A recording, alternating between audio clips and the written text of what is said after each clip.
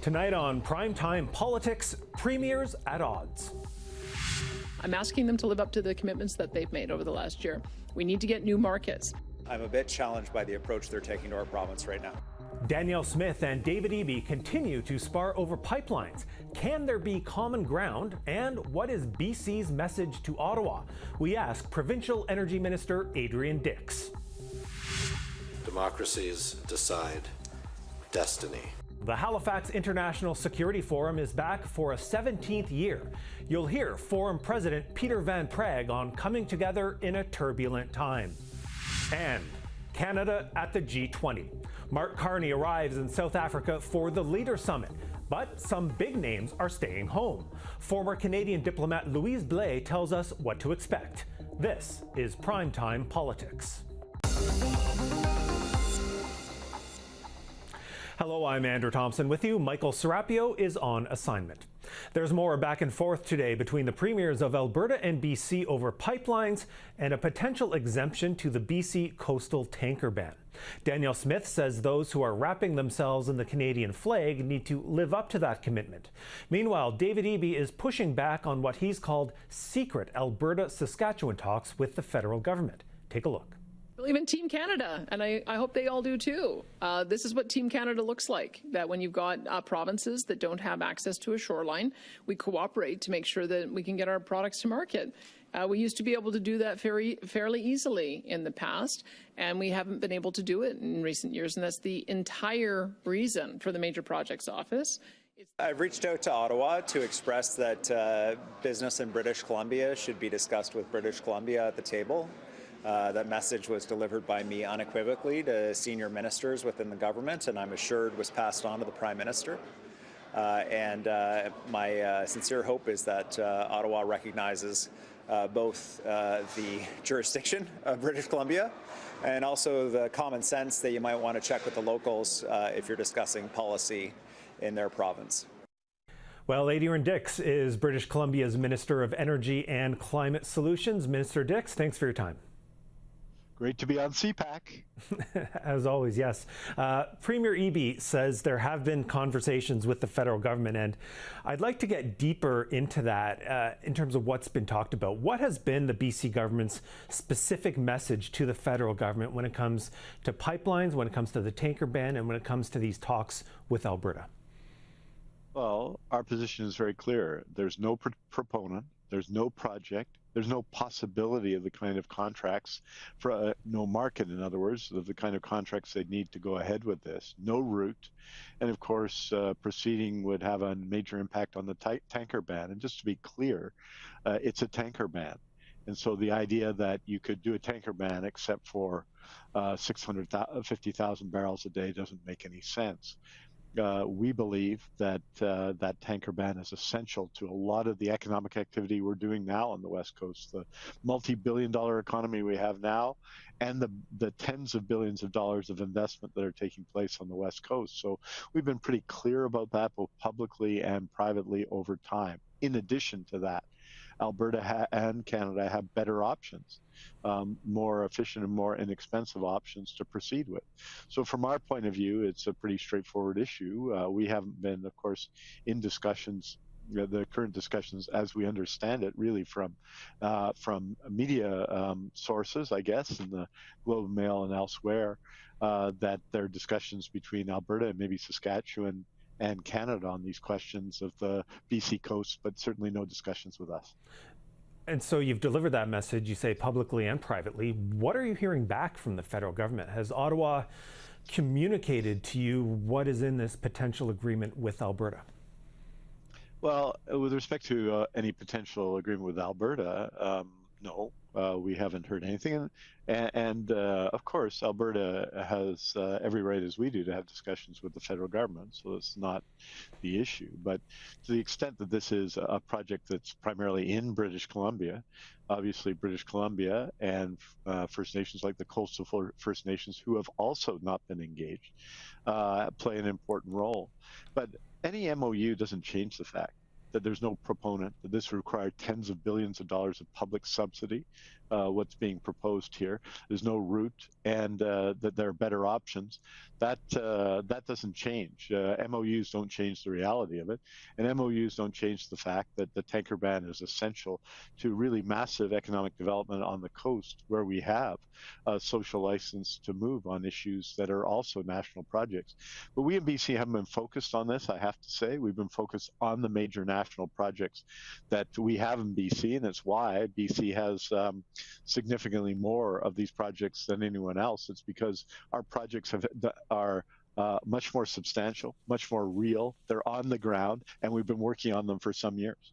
Okay, but Premier Danielle Smith does keep saying that an agreement is close in the coming weeks. And if there is an MOU and that it does include some kind of federal backing for a new pipeline route, and that there is something more tangible on the table in that kind of agreement, what is the reaction going to be from your government at that point?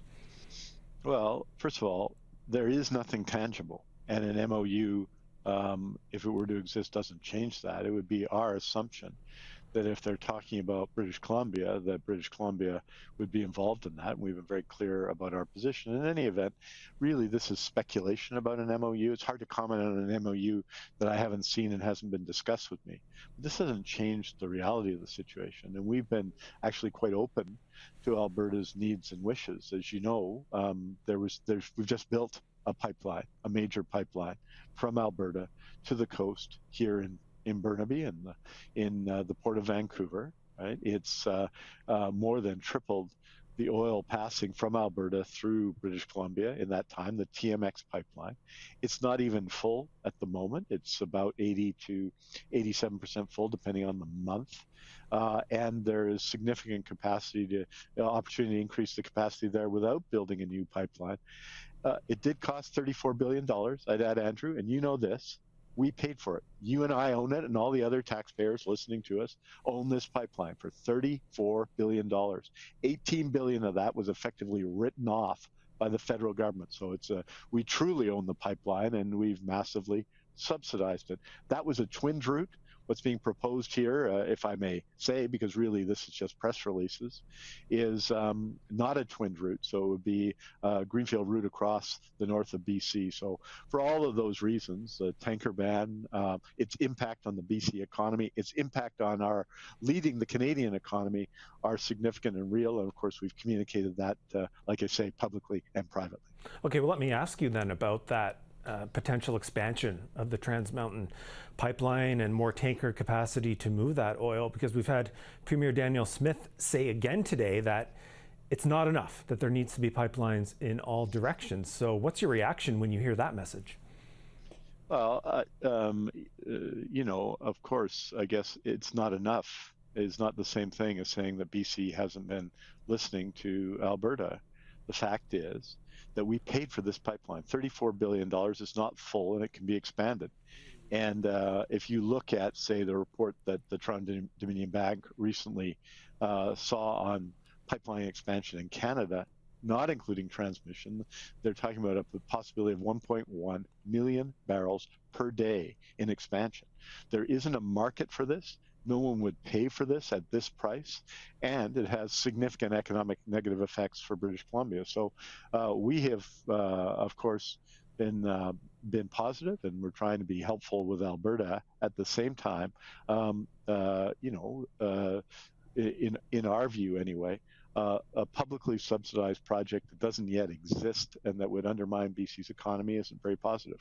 Okay, we have a moment left with you, so I want to ask you about the wider political question here, because your premier has said that Saskatchewan and Alberta are essentially attacking the BC economy by trying to end the tanker ban.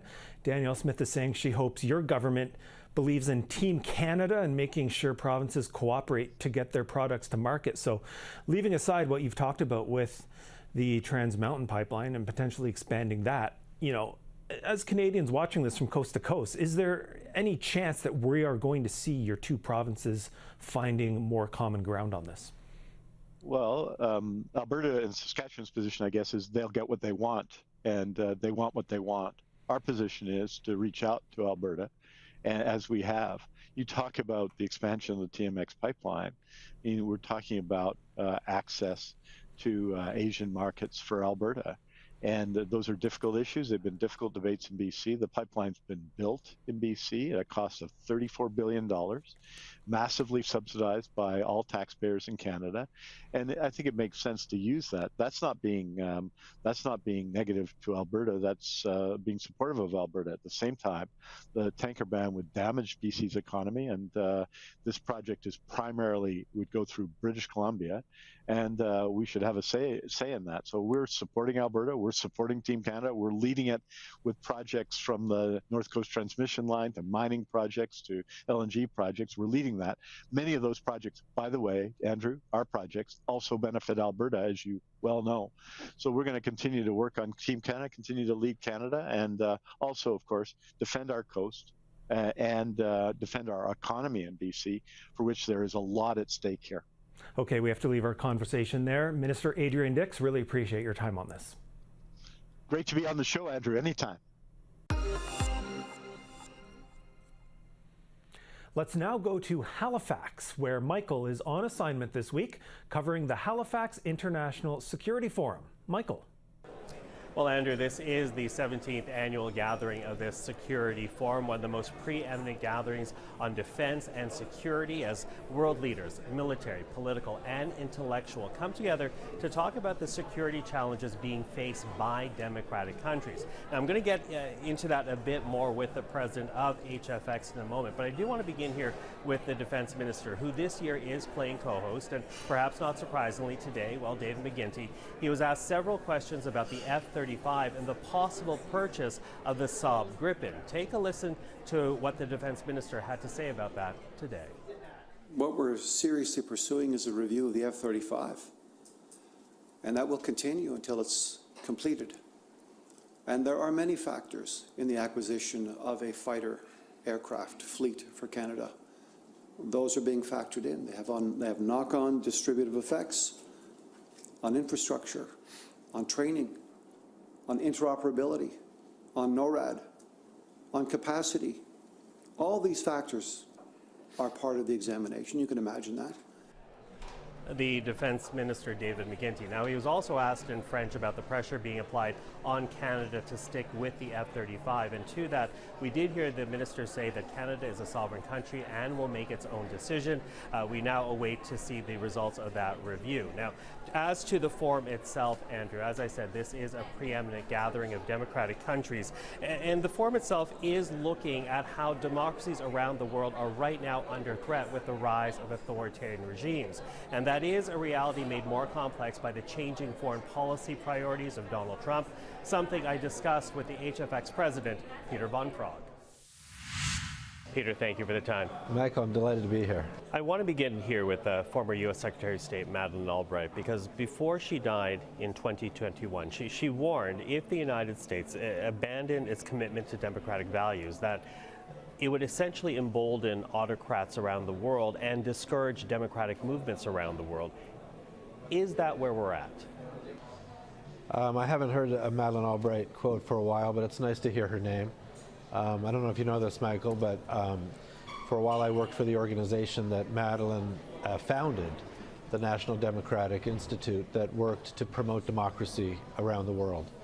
And, you know, as Canadians, we might not appreciate this so much, but it is true. Around the world, American democracy is an inspiration for many, many people, and it has been for many, many years. And if the United States democracy is off track, that inspiration is lost. And it's right now, democracy in the United States is not on the agenda. But Michael, it's on the agenda here at Halifax. And that's what we're trying to do this weekend in our conversations, and the agenda that we've crafted is get democracy back on the agenda of politicians everywhere in the world.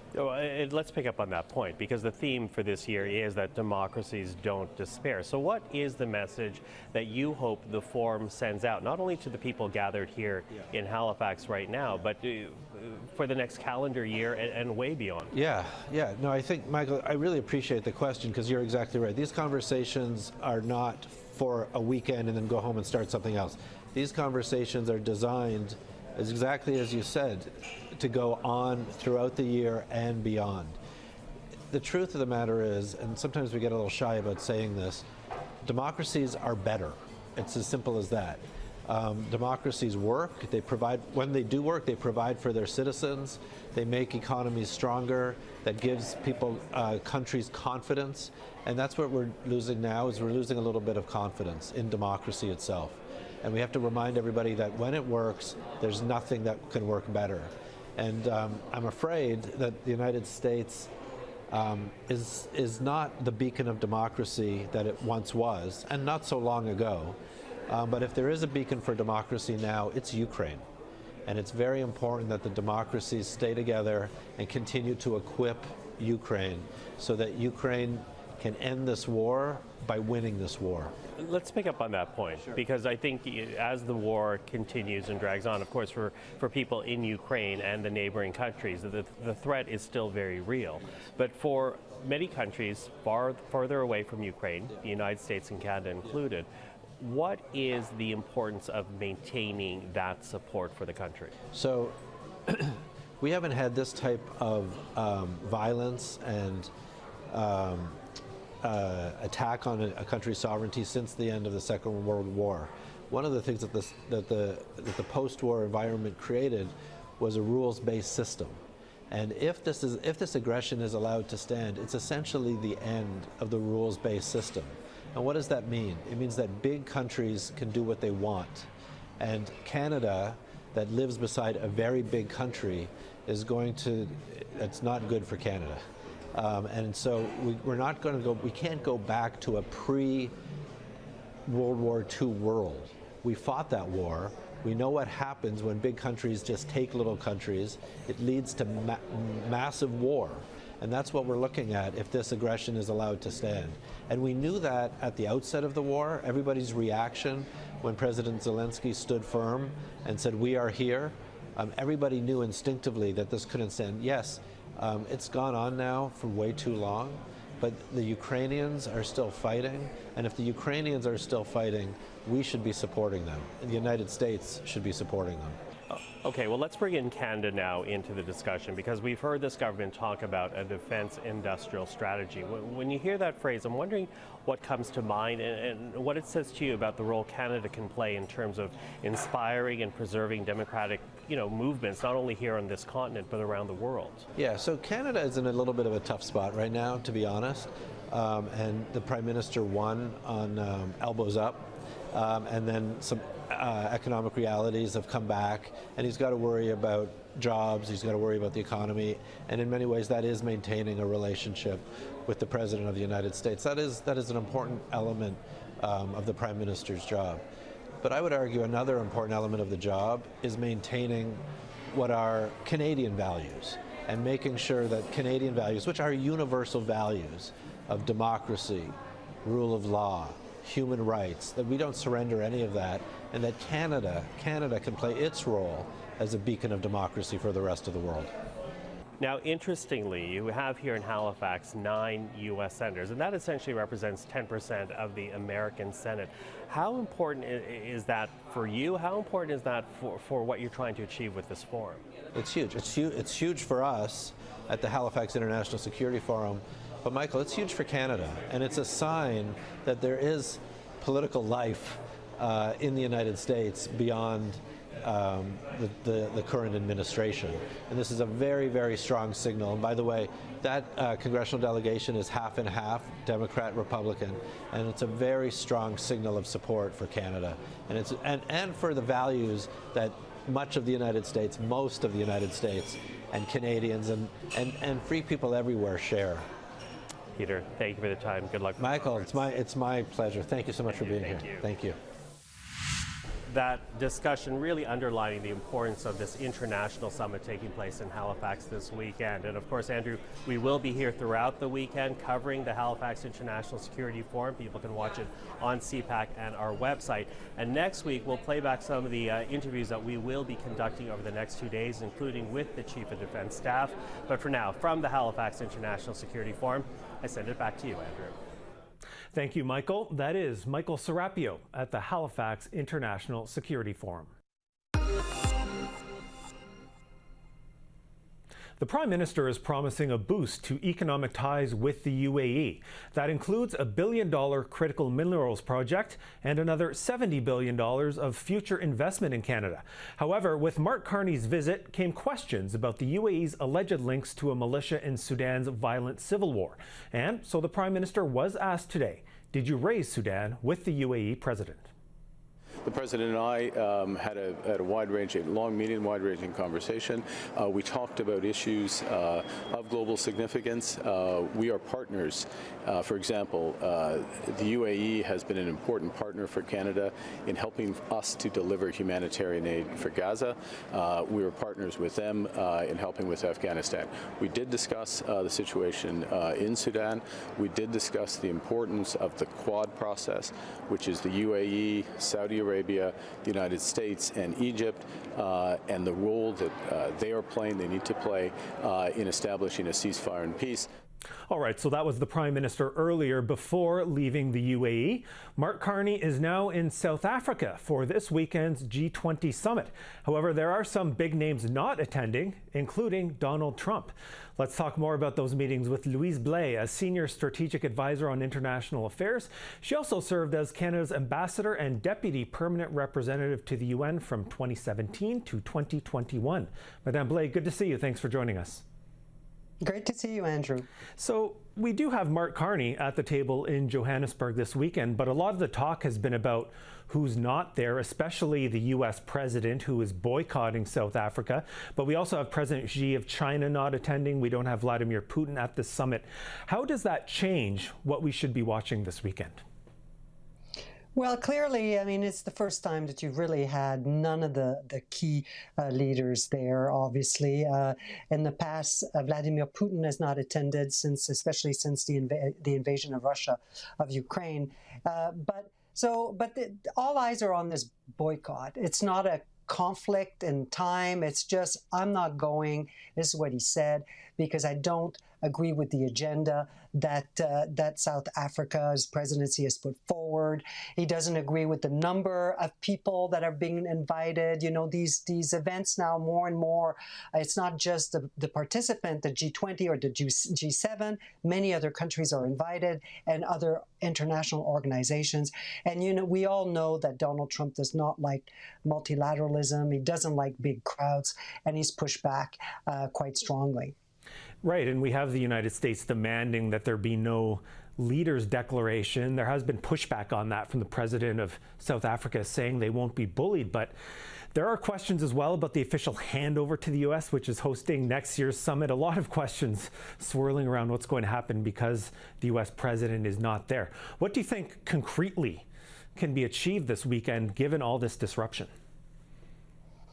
Well, you know, I think I take the South Africans at their word. I think they will try to get a joint declaration minus the Americans. The other leaders aren't there, but they are being represented. So you could have a declaration minus the United States, and that would be a message in itself. But, you know, these things... The host country always has its pet projects, its pet priorities. Normally, other countries kind of play along. It's, you know, it is, in this case, quite a big fracas that the Americans have not wished to go along with some of the things that they wanted to do. But so I think they're saying that they're still negotiating, and there's a chance that there'll be a declaration. In terms of the handover that you were mentioning earlier, Andrew, that is quite unusual. There was talk of a representative, not non-governmental American taking the baton, and now there's a spat going on because the embassy, Donald Trump has said, look, I'll send my diplomats to do it, and the South Africans have basically, Ramaphosa has basically said, no, this is not proper. This is a leaders meeting, and really, if you're not going to participate, you're not going to just show up at the last minute to just take the baton. So that's still ongoing, and there's no resolution to this part of the discussion at this time. Okay, so with all that uncertainty you're talking about, let's look at Canada's G20 role specifically. What will the Prime Minister be looking to accomplish over the next 2 days, especially with so many of those leaders not being there? Well, I think that the Prime Minister is probably probably secretly relieved. He's going to have, he's going to be able to move around as a leader of a democracy, a Western democracy. Obviously, he's not going to be alone. You're going to have the other leaders like Emmanuel Macron, but it gives them a chance to kind of move without the pressure of the president being there. And I think that as much as, you know, we're negotiating on the declaration, I think what our delegation is going to do is multiplying the bilaterals, working very closely. We have right now, obviously, more talk of a peace plan in Europe. And so you're going to have a lot of allies, European allies, discussing with the Prime Minister what our position should be vis-a-vis Donald Trump's peace plan. So it's a great opportunity to have those discussions. And the G20, as you know, is many other countries, and Canada is trying to reposition ourselves as a leader. And so you're going to have countries from the global south and emerging powers. And I think this is going to be a time well spent for the Prime Minister.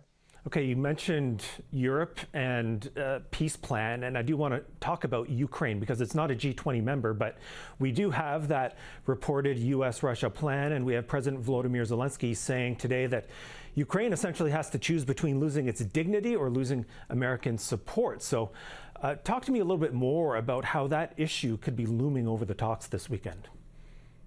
Well, it will be looming large because the plan, if you take a look at it, it's not been released by the Americans, by the way. It's been released by others, but it really is given into, I would say, about 80% of what the Russian Federation would have wanted. It gives them a territory above and beyond Crimea, and basically the Donbass. And some of those territories are not even yet all held by Russia. So that's really a step in the wrong direction for a lot of Europeans and, of course, for Ukraine. It has all sorts of things in there like allowing Russia back into the G8, really allowing them back into the world economy, the lifting of sanctions, and it has very little details on the security guarantees, those security guarantees that we've been hearing about. There's really not a lot of teeth in the plan, and it's, again, as it was with Israel and the Palestinians, it calls for a peace committee that the president will be the president of, President Donald Trump. This was negotiated apparently with the Russians, not with the Ukrainians, and without European delegations present. So it's kind of being presented as a fait accompli. But Zelensky is saying, look, we'll take a look at it, and but we're definitely going to want to change some parts to it. So I think we're back to where we have been, with a plan that may, in fact, not go anywhere. Okay, I do want to finish on the wider scope of this G20 Leaders Summit and the fact that it's being held in Africa for the first time. What is the significance of that, and how it applies right now to Canadian foreign policy? Because we did have that Africa strategy released a little earlier this year. Yes, well, I think it's obviously the Africans are making the most of it. This is why there are a lot of people attending from the African Union and so on. And I think it is, as I said, a great occasion for the Prime Minister to meet with those leaders and those organizations. It's not really clear how big a focus Canada is truly going to have in Africa, even though it does have an Africa strategy. I think at the moment there's a few things that are competing with that. Obviously, our prosperity economic agenda at home is key, and that was part of the trip in the Middle East, as well as cutbacks. There's Global Affairs Canada is at the receiving end of a great deal of cuts, and if you want to re-engage and be present, that costs money, and so it's kind of hard to square that circle. What are we really going to be able to accomplish? But the Prime Minister's presence there is important. He should be sending his Minister of Foreign Affairs, Anita Anand, to Africa regularly because it is an emerging market. It is an emerging economy. The whole region is growing, and there are the answers to some of the issues that we're all facing. Okay, Louise Blais, always appreciate your insight. Thanks again for your time. Thank you for having me, Andrew.